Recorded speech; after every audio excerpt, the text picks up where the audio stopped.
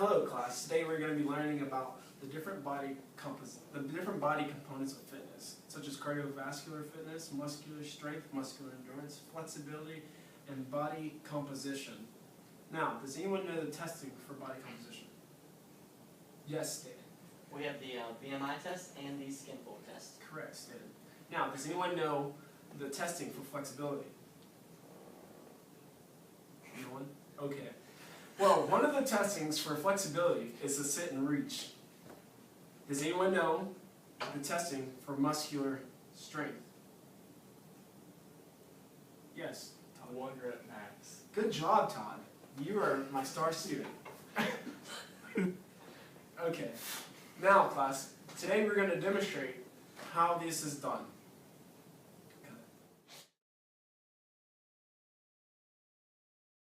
Okay, today we are here to talk about muscle strength. Muscular strength refers to the muscle's ability to exert force. Muscular endurance is the muscle's ability to continue to perform successive efforts to many repetitions. Traditionally, the one repetition maximum has been the standard for dynamic strength assessment. With the appropriate testing familiarization, the 1 repetition is reliable indication of muscular strength. A multiple 1 rep max, about 4 to 5 times, can also be used to measure muscular strength. We're going to demonstrate. Today's Stan is going to perform a 1 rep max. Traditionally, you do your 1 rep max to about 4 to 5 times with 3 to 5 minutes in between each interval. And I'm behind him spotting him, so make sure he doesn't drop it on himself. 3, 2, 1. Begin. Come on.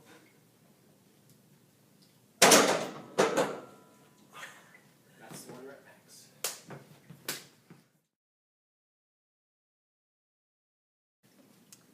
Muscular endurance is the ability of a muscle group to execute repeated muscle actions over a period of time sufficient to cause muscular fatigue or to maintain a specific percentage of 1 repetition max for a prolonged period of time.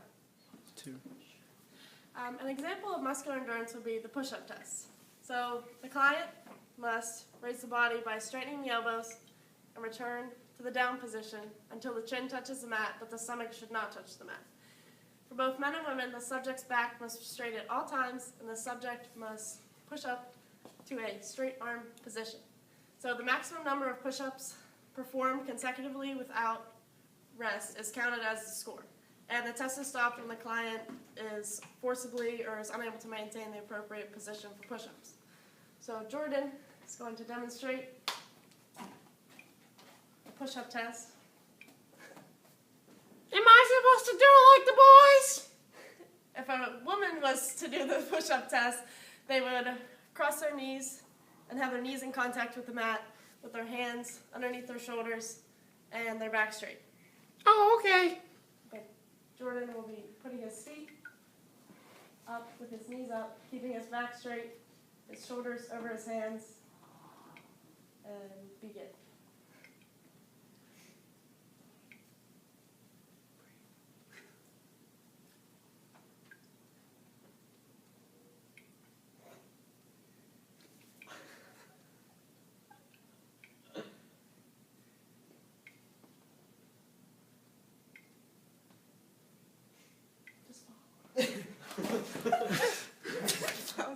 Hello class, today I'm going to tell you a little bit about flexibility.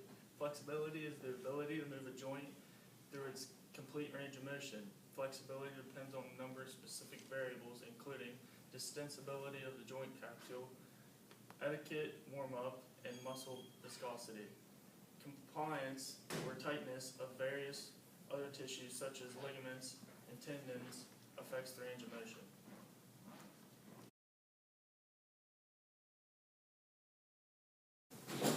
Here we have sit and reach balls. First you will warm up, then you will sit without shoes and place the soles of your feet at the 26 centimeter mark.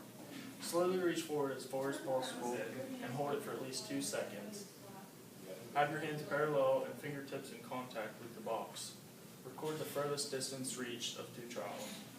And here we have Cinnamon, who's going to do our demonstration for us.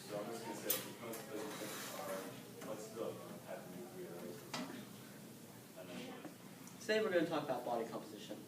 Body composition divides the body into multiple compartments, most often fat mass to non-fat mass. Higher proportions of fat mass are associated with higher risk for disease, while also extremely low proportions are associated with disease. There are a few methods we use for body composition. One is BMI, circumference, there's skin fold measurements, hydrodensiometry, and others.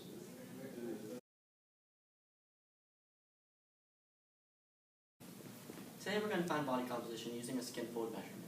You would normally check the stomach, the back of the arm, the scapula, and the thigh. But for demonstration purposes, we're only going to show the stomach.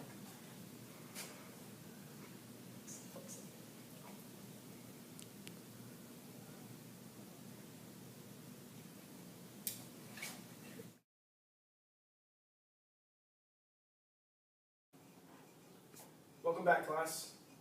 Today we're going to learn about the fit principles. I hope you guys read the chapter. Alright, so can you guys tell me about frequency? What's frequency? Stan. Frequency is how often one exercises, and it's 3 to 5 for aerobic and 2 to 3 for resistance training. Okay. Can anyone tell me about intensity? A healthy adult should exercise moderately to vigorously, and an unhealthy adult should probably do low to moderate. Cool. Alright, Charlie, can you tell me about time? That's how long one exercises. Alright, and how long should we exercise a day? If you're doing moderate intensity exercise, you should probably do about 30 to 60 minutes. But if you're doing vigorous intensity exercise, you should probably do about 20 to 60. Alright, can everyone kind of just tell me about type? What is type? What is type? Just give me a What kind of exercise? good job. Alright, we're also going to learn, can anyone tell me how exercising benefits, how it benefits us? Does anyone know? Go ahead. Could lose weight. That's one thing. Alright, Stan? Increase strength muscles. Reduce risk of disease. Okay, cool. So, all those are great answers. Today we're going to talk about cardiorespiratory fitness. Cardiorespiratory fitness is basically the body's ability to deliver oxygen through the body efficiently. There are many ways to measure that and many tests that you can do to determine that, such as the VO2 max, the YMCA bicycle test, or field testing. Today we're going to do an example of the YMCA bicycle test. Now we'll give you an exact measurement, but it is an estimate of how much oxygen you are consuming. Today Alfonso is going to be performing the YMCA bicycle test. YMCA bicycle test is performed. Everyone starts off at the same rate, and then people, after 3 minutes, you check the heart rate, and that determines what stage that they will follow. There's 4 stages altogether. Stage 1 you're together, and then if you're moving into stage 2, you check your heart rate, and that'll determine which one you go to. If it's less than 80, you will follow. It's either less than 80, between 80 and 89, between 90 and 100, and greater than 100 are your stages. Very rarely does anyone get to stage 4. So that's the YMCA bicycle test.